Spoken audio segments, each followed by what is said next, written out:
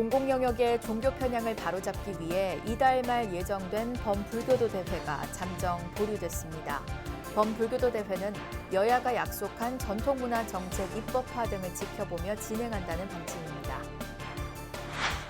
조계종 총무원장 원행 스님이 불기 2566년 이민년 신년 기자회견문을 서면 발표했습니다. 감염병 위기 극복과 종교 편향, 불교 왜곡 근절 공론화가 국민적 지지를 얻는 데 최선을 다하겠다고 밝혔습니다. 오대산 사고 본 조선왕조실록 의궤 환지 본처를 촉구하는 결의안이 국회 문체위를 통과했습니다. 국회는 이르면 다음 주 본회의에서 결의안을 최종 통과시킬 방침입니다. 재단법인 관음선행 장학회가 새학기를 앞두고 학생 35명에게 장학금을 전하며 30여 년 인재불사를 이어갔습니다. 중국 베이징 동계올림픽 개막식에 이른바 한복공정이 공분을 사고 있는 가운데 우리 한복을 세계화하는 정부 움직임도 빨라지고 있습니다.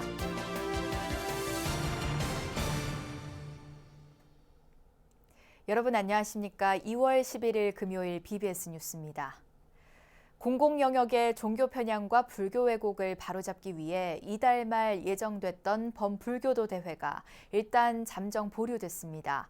조계종은 여야가 대선 공약으로 약속한 전통문화 정책 입법화 등을 지켜보며 범불교도 대회 진행 여부를 결정하기로 했습니다. 정영석 기자가 전합니다. 현 정부 들어 공공영역에서 지속되어 온 종교 편향과 불교 왜곡을 뿌리 뽑기 위해 이달 말 예정됐던 범불교도 대회. 범대책위원회 회의는 대회 개최 여부에 관심이 집중됐습니다. 오는 26일 또는 27일, 다음 달 9일 대선 이전에 범불교도 대회를 봉행하자는 안건이 테이블 위에 올랐지만 논의 끝에 잠정 보류하기로 했습니다. 코로나가 아직 지금 5만 명 이런 수준으로 넘어가고 하기 때문에 제 개인적으로는 제 4만을 혜택을 해서 우리가 지켜보면서 상황을 추이를 지켜보면서 하는 게 어떤가. 더불어민주당뿐만 아니라 국민의힘 양당이 공히 거의 대동소이하게 입법에 대한 부분을 동의하고 있는 내용이기 때문에 저희들이 또 정기국회 진행 추이를 봐서 범불교 대회를 봉행 여부를 결정하는 게 좋겠다라는 3안을 이렇게 의견을 통일시켰습니다. 여야가 대선 공약으로 약속한 전통문화 정책 입법화 등을 지켜본 뒤 추후 대회 봉행 여부를 결정하겠다는 것입니다. 지켜보는 걸로 전 대중이 말씀이 계시니까 다른 의견이 없으면은 그렇게 결정하도록 하겠습니다. 이의 없으시죠? 하지만 종교 편향 불교 왜곡 범대책위원회 기구는 그대로 두기로 했습니다. 정치권 등에서 전통문화 정책 등에 관한 근본적인 대책을 수립하지 않을 경우 범불교도 대회를 예정대로 진행하겠다는 뜻으로 풀이됩니다. 정부기관의 종교 편향 및 차별이 근절될 때까지 종교 편향 불교 왜곡 범대책위원회 활동을 지속해 줄 것을 거의 말씀드렸습니다. 회의에선 전국 교구본사 등 300여 사찰에 게시한 더불어민주당 정청래 의원 규탄 현수막을 일단 철거하기로 했습니다. 하지만 이번 종교 편향 사태 논란의 중심이었던 만큼 정 의원의 진정성 있는 사과가 반드시 있어야 한다는 의견도 나왔습니다. 범대책위는 회의 이후 발표한 입장문에서 민주당 등이 약속한 전통문화 정책 입법이 반드시 대통령 후보 공약에 반영돼야 한다고 밝혔습니다. 특히 이러한 가시적인 성과가 없을 경우 불교계는 범불교도 대회라는 선택을 고려할 수밖에 없다는 점을 강조했습니다.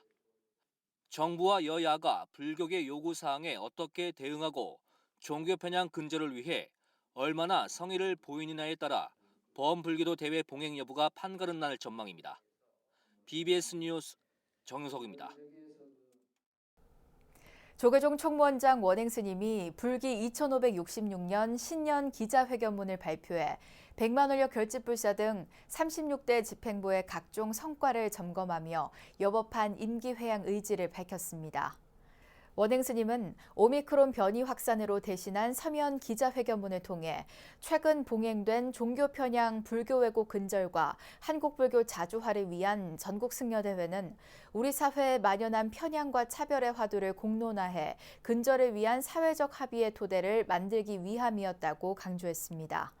이어 100만 원료 결집불사로 부처님 성도지 인도 부다가야에 건립 예정인 분황사는 오는 5월 완공과 함께 점안법회가 육해공군본부 계룡대에 건립되는 호국 홍제사는 6월에 완공된다는 소식을 전했습니다. 이와 함께 원행 스님은 한국 불교가 중요 무형문화재 제122호 연등회 유네스코 인류 무형문화유산 등재 등으로 전통문화의 우수성을 세계에 알리고 템플스테이와 사찰 음식 등을 통해 국민 통합에 기여했다고 밝혔습니다. 또 조계종 사회노동위원회는 노동과 인권, 생명의 화두로 사회적 약자를 보호하고 평등한 세상을 위해 지속적으로 노력해 사회 정의 실현에 앞장섰다고 평가했습니다. 그러면서 전통사찰의 규제 철폐는 시대적 과제라며 이를 위한 관련법 개정 등에 힘을 쏟고 승려복지 제도 정착을 통해 안정적 수행 토대를 만들겠다고 약속했습니다. 원행 스님은 36대 집행부 마지막 회의 노래 통합종단 출범 60주년을 맞아 기념법회 등 각종 행사를 차질 없이 치르겠다고 밝히며 임기를 마치는 날까지 국민, 불자들과 함께 하겠다고 다짐했습니다. 오대산 사고본 조선왕조실록 의궤를 본래 자리 월정사로 돌려보낼 것을 촉구하는 결의안이 국회 문체위를 통과했습니다. 국회는 이르면 다음 주 본회의에서 결의안을 최종 통과시킬 방침이어서 오대산 사고본 환지 본처를 향한 불교계의 노력이 결실을 맺을지 주목됩니다. 황민호 기자입니다. 국회 문화체육관광위원회는 전체 회의를 열어 오대산 사고본 조선왕조실록과 의궤의 환지 본처, 즉 본래의 자리로 되돌려 보내야 한다는 결의안을 만장일치로 의결했습니다. 결의안은 더불어민주당 이강재 의원과 국민의힘 이채익 의원이 대표 발의한 결의안을 병합한 것으로 오대산 사고본의 보관, 관리를 위한 국립조선왕조실록 전시관 설립을 골자로 담고 있습니다. 왜 정부가 모든 것을 다 관리하고 또 중앙 서울 중심의 문화재 관리 이 부분은 시대적으로 맞지 않다고 저는 생각합니다. 문화재는 그곳에 있어야 할 자리에 있어야 된다. 전시관은 이미 오대산에 설립돼 있으며 월정사가 국가에 기부 체납하면 문화재청이 이를 국립화해 오대산 사고본을 전시관으로 옮겨 관리하게 됩니다. 이렇게 되면 오대산 사고본은 본래의 자리인 월정사로 돌아오게 되고 문화재의 보존과 운영 책임은 그대로 국가가 맡아 체계적인 관리가 유지되는 방식입니다. 오대산의 실록과 의궤는 이런 우리 그 한반도의 아픈 역사를 같이 가지고 있는 정말 소중한 우리의 유산이고 이게 마침내 우리 자리 오대산에 왔을 때 비로소 현대적으로도 이게 우리 그 청소년들이나 그 뭐 이야기하고 교육의 장으로도 사용이 가능하다. 오대산 사고본 실록과 의궤를 제자리로 돌려보내기 위해 더불어민주당 이강재 의원은 같은 당 의원 54명과 함께 지난해 12월 23일 결의안을 발의했습니다. 국회 문체위 소속 국민의힘 의원들도 지난달 26일 기자회견을 열어 오대산 사고본은 여전히 타지살이 중이라며 환지 본처를 촉구했습니다. 앞서 김현모 문화재청장은 오대산 사고본이 월정사로 갔을 때 잘 관리할 수 있는지에 대한 고민이 있었는데 국회 결의가 이뤄지면 긍정적인 방향으로 진행하겠다고 말했습니다. 우리 불교계의 그 문화 자산은 우리 오랜 역사와 함께 궤를 같이 한다고 생각합니다. 지금까지 어려운 여건 하에서도 우리 대한민국 불교계가 우리의 문화유산을 관리하고 보존하는 데 많은 노력을 기울였고 지난 2006년과 2011년 일본에서 환수해온 오대산 사고본 조선왕조실록과 조선왕조의궤는 현재 국가 소유로 국립고궁박물관에 보관 관리하고 있습니다. 이를 돌려받기 위해 월정사를 중심으로 한 불교계와 지방자치단체, 문화예술계와 정관계 인사 등은 오대산 사고본 조선왕조실록 의궤 범도민 환수위원회를 출범시키고 환수운동을 벌여왔습니다. 이 운동에 강원도 평창 지역 주민들도 힘을 보탰고 국민적인 성원을 끌어냈다는 평가입니다. 국회 문화체육관광위원회가 전체 회의를 열고 오대산 사고본 조선왕조실록과 의계의 환지 본처 결의안을 통과시켰습니다. 불교계의 오랜 수건이었던 오대산 사고본의 월정사 봉안은 다음 주 본회의에서 처리될 예정입니다. BBS 뉴스 황민호입니다. 조계종 중앙종회의원 보궐선거에서 직할교구와 대흥사에 각각 단독으로 입후보한 현무스님과 설도스님이 자격심사를 통과해 사실상 당선을 확정했습니다. 조계종 중앙선거관리위원회는 직할교구 입후보자 현무스님과 대흥사 입후보자 설도스님의 자격심사에서 두 후보 모두 이상이 없음을 확인했다고 밝혔습니다. 이에 따라 직지사 재무국장 현무스님과 대흥사 총무국장 설도스님은 오는 24일 보궐선거 당일에 투표 없이 각각 직할교구와 대흥사 중앙종회의원 당선을 최종 확정하게 됩니다. 이번 보궐선거는 직할교구 종회의원 현민스님이 총무원 호법부장으로 임명되고 대흥사 종회의원 법원스님이 총무원 기획실장으로 임명되면서 치러지게 됐습니다. 재단법인 관음선행 장학회가 새학기를 앞두고 학생 35명에게 3,500만 원의 장학금을 전하며 격려했습니다. 뜻있는 불자들이 모여 결성한 관음선행 장학회 인재불사는 30여 년간 이어지고 있습니다. 부산 BBS 박영록 기자입니다. 10일 오전 부산 사하구 당류동에 자리한 간음사 원통보전에 불자들이 모였습니다. 이민년 정초기도 해양법회와 함께 재단법인 간음선행장학회 장학금을 전달하기 위해서입니다. 올해로 34번째를 맞은 간음선행장학회 장학금 수여 대상은 모두 35명입니다. 중앙성가대와 송강사 등의 스님 15명과 동국대, 동아대 등 대학생 13명, 종립학교 부산 해동고 학생 5명 등입니다. 장학 증수와 함께 각 100만 원씩 3,500만 원의 장학금이 전달됐습니다.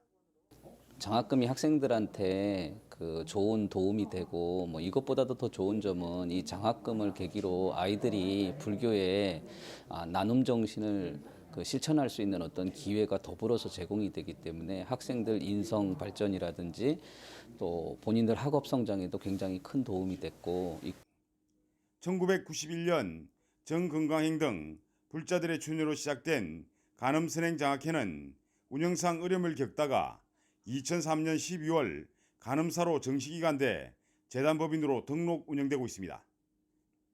2019년 간음사의 주 지연 스님이 자산 증액과 함께 매년 불교교리 강좌 등을 개설해 받은 강의료 전액을 후원금으로 출연하면서 장학기금 마련이 안정화됐습니다.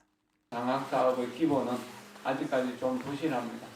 그러나 제가 살아있는 한 또 저희 제자들에 의해서도 앞으로 이 장학사업은 계속 넓혀지게 될 것입니다. 그래서 더 많은 사람들에게 바른 정신과 밝은 마음을 심어주고 바른 인생의 가치를 심어주는 이런 장학사업을 이어가게 될 것입니다.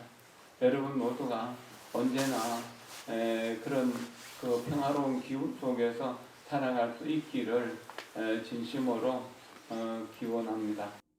특히 간음선행장학회는 일회성이 아닌 지속적인 관심과 지원으로 장학생들이 지역사회와 국가에 헌신할 인재로 성장하는 데 실질적 도움을 주고 있습니다. 전액 장학금 받고 들어갔잖아. 예, 전액. 그치? 네. 그러니까. 만약 그 스님 톡 올라오면은 항상 대답 잘하고. 열심히 공부를 하고 또 학업에 정진하여서 제가 이제 이 학교를 졸업하면서 또 불교에 큰 힘을 가하고 또 제 꿈이 교법사인 만큼 또 불교 교육에 또 힘을 쓰도록 열심히 노력하도록 하겠습니다. 간음선행장학회는 현재까지 모두 695명에게 6억 9,500만 원의 장학금을 전달하며 지역사회의 모범적인 장학재단으로 자리매김했습니다. BBS 뉴스 박인호입니다.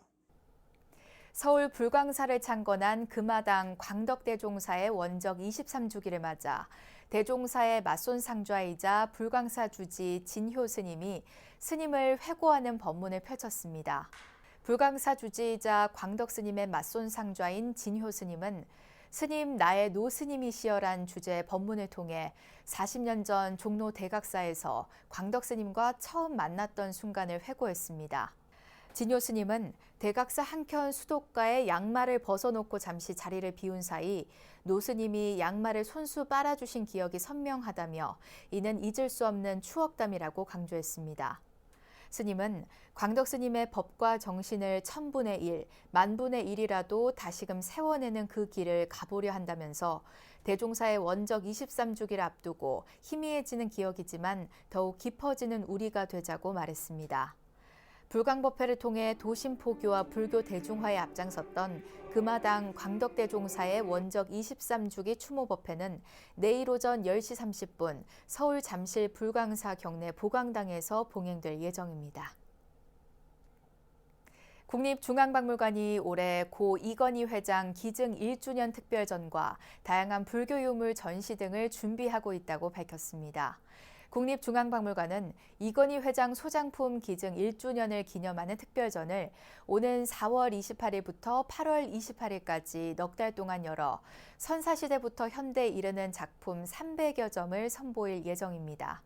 이와 함께 상설 심화 전시로 오는 4월 13일부터 10월 16일까지 불교 회화실에서 예산 수덕사 괴부를 전시하고 박물관 일본실에선 4월부터 내년 10월까지 일본 불교 조각의 세계를 만날 수 있는 전시를 마련합니다.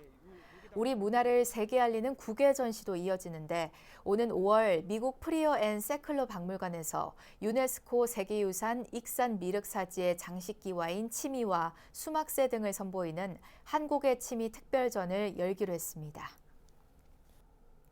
수도권의 비구니 수행도량 수원 복령사가 복령사 승가대학과 금강유락승가대학원 졸업식을 갖고 비구니 인재들을 배출했습니다. 졸업식은 경내 대적광전에서 봉행돼 복령사 승가대학 48회 졸업생 9명, 금강유락승가대학원 전문과정 20회 졸업생 5명, 연구과정 7회 졸업생 2명이 각각 졸업장을 받았습니다. 졸업식에선 우수 학인 표창으로 승가대학 여음스님, 금강유락승가대학원 전문과정 수연스님, 연구과정 능윤스님이 각각 조계종 교육원장상을 수상했습니다. 또 승가대학 여여스님과 승가대학원 전문과정 여등스님, 연구과정 정연스님이 용주사 주지 표창장을, 혜성스님이 승가대학 학장 표창장을, 지송스님이 율주 표창장, 원경스님이 대학원장 표창장을 각각 수상했습니다. 이와 함께 복령사 전 회주 세주 묘엄스님의 가르침을 기리는 제13회 세주장학금 수여식이 열려 정인스님 등 8명에게 장학금 50만 원씩이 수여됐습니다. 중국 베이징 동계올림픽 개막식에 이른바 한복 공정이 공분을 사고 있는 가운데 교복이나 근무복에 우리 민족 고유의 의상을 적용하는 시도가 눈길을 끌고 있습니다. 한복의 아름다움과 우수성을 세계에 알리고 한복 문화를 확산시키는 정부의 움직임도 빨라지고 있습니다. 박성용 기자가 보도합니다.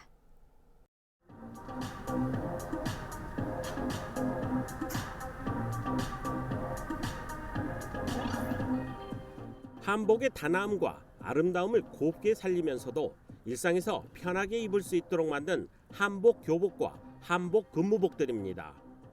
문화체육관광부와 한국공예디자인문화진흥원이 한복 문화 활성화를 위해 멋스럽고 실용성을 가미한 한복 교복과 근무복 전시회를 열었습니다.